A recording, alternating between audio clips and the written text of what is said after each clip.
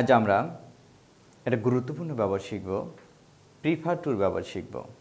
Prefer to যার অর্থ পছন্দ করা, এটি একটি ল্যাটিন ওয়ার্ড।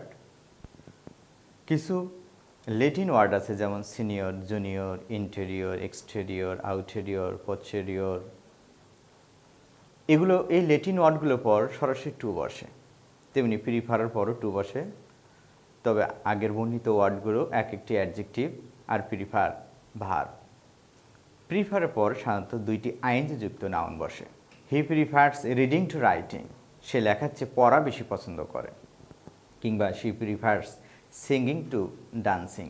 তবে প্রিফারের পর নাউনও ব্যবহার করা যায়, তবে নাউন ব্যবহার করলে তার সাথে আইএনজি হয় না। যেমন he prefers football to cricket, সে ক্রিকেটের চেয়ে ফুটবল বেশি পছন্দ করে। Nowadays people prefer using television to radio, আজকাল মানুষ রেডিওর চেয়ে টেলিভিশন কিংবা টিভি বেশি ভালোবাসে।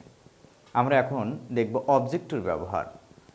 অবজেক্ট টু কোনো কারণ বোঝাতে এটি ব্যবহৃত হয়, যেমন there is no object to interfering the issue, এই বিষয়গুলোতে হস্তক্ষেপ করার কোনো কারণ নেই।